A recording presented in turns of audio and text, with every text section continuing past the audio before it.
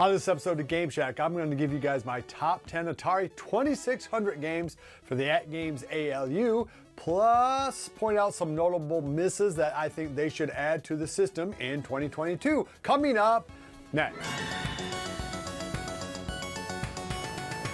Hey everybody, welcome on back into the Game Shack. I'm your host JDV. Thank you for stopping by. All right, I just did a one-year review of the ALU. Check that out over there. And one of the things that attracted me to the ALU in the first place was the inclusion of so many Atari 2600 games. In fact, at least on the version I have 88, I believe, 2600 games that are already included onto the ALU. For sure, the Atari 2600 was the first truly mainstream interchangeable game system that really was a giant hit.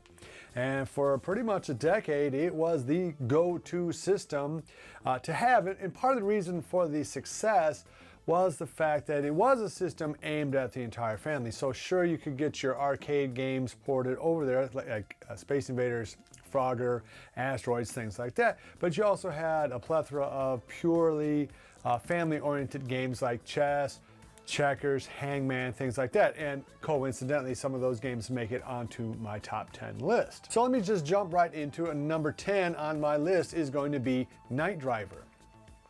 Now, part of the reason why I picked some of these games is because when you play games on the ALU that would have used the paddle controllers originally for the Atari 2600, you can use the very good, much better than those original paddle controllers, spinner. And the spinner gives you really, really good results on some of these games, and one of them is Night Driver.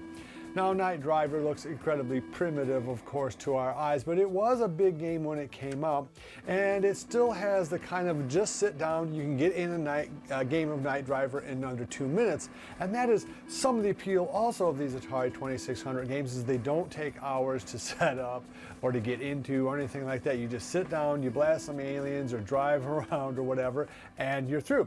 Anyway, the game still holds up as far as it goes for being an Atari 2600 game, and that spinner really does make it an enjoyable experience. Number 9 on my list is Hangman. It's really just a cool little Atari-based Hangman game that actually works surprisingly well considering you only have one joystick and one button. And this is a game I've actually played with my 11-year-old a few times now. And I can't really think of any other game system or PC where you can just flick a switch, move the control over a few times, hit start, and now you're playing Hangman. Of course, this is a game you can play on paper, but it is one of those things that is actually cool that it's on there. Having a game like that that not only is friendlier towards younger players, not only gets them interested in the game itself, plus, you know, the Atari 2600 kind of system, but it also gets them over to the ALU, which can be intimidating to a younger player.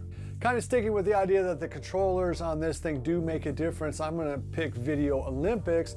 This is another one of those kind of Atari games that harken back to earlier game systems that had a whole bunch of Pong-esque type games on there. Video Olympics has several games that are very, very playable, both with the family, again, sometimes using those spinners, and you can also use the joysticks on some of them. But also, these games do translate to if you're having some of your friends come over on a Friday or Saturday night and you want to pop a couple of adult beverages and talk some smack and play some old school games, you can definitely do that with Video Olympics.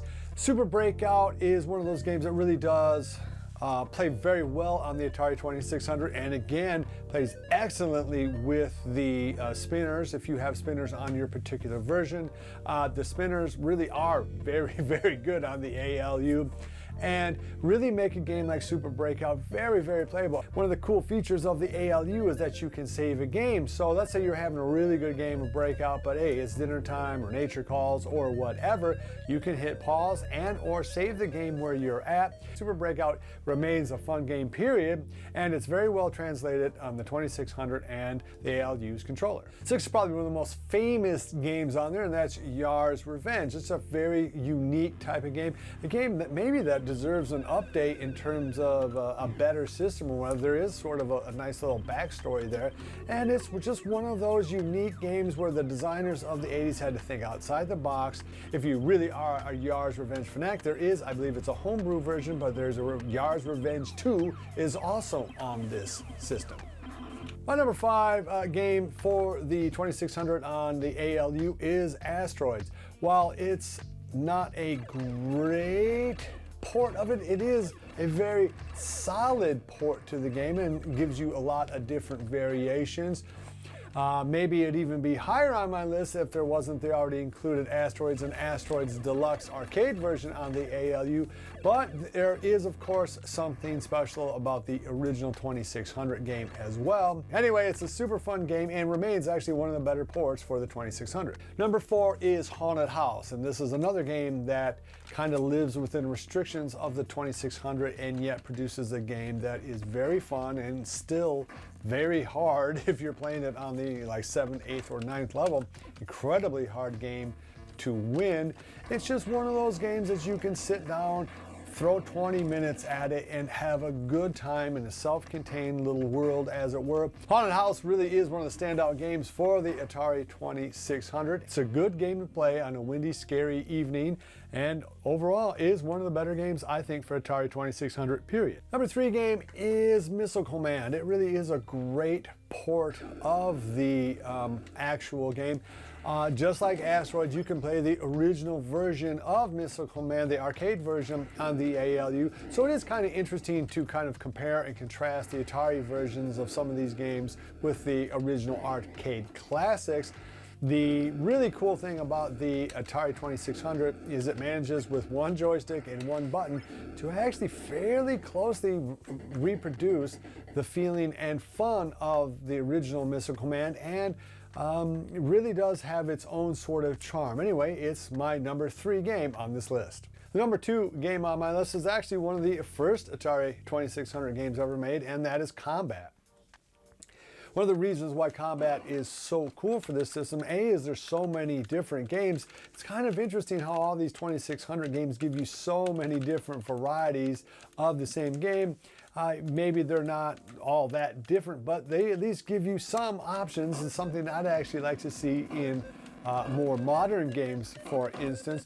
But one of the great things about Combat, again, is it's something that you can play with your kids, and it's something that you can play after you've had a few G&Ts on Friday night against your friends. It's not something that you're going to want to play for hours and hours and hours, but if you can sit down and have 20 fun, legitimate, good gaming in the year 2022 on an Atari 2600 game, Combat is one of those games and remains one of the classic cartridges for that system. And the number 1 Atari 2600 game that you can play on the ALU is Adventure.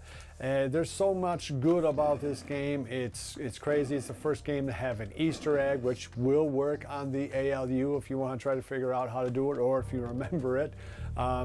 It's just one of those games, again, that takes the limitations of the system and yet somehow produces a game that makes you imagine much bigger things. The first baseline game to where you can play a fantasy-based game and have a fun time at it. It is a challenging game, particularly if you don't have the mazes memorized, and if you do, it's a great walk down memory lane. And if you are a true adventure fanatic, there is a nice homebrew version of Adventure 2 on the system, similar to the Haunted House 2 game. It tries to incorporate some of the later ideas in other games, but you still have those Atari 2600 graphics. Anyway, Adventure is one of the best games for the Atari 2600. It is a game that is still eminently playable and isn't just nostalgia. It is something that, again, kids and adults can still get enjoyment from. Now, all that said, those were some great games, but there are some real notable misses of games that I hope to see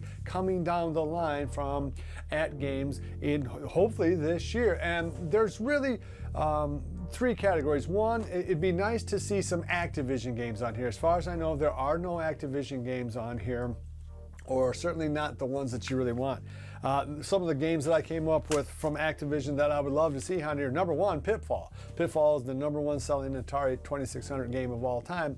it should really be on this system. It would play great on this horizontal setup. Hero, another great game. River Raid, Robot Tank, Spider Fighter, and Kaboom. Kaboom would just be the jam on here with the spinners. There's also some real notable actual Atari release games that really should be on this system. Some of the games I have are Moon Patrol, which is an excellent port of the arcade version.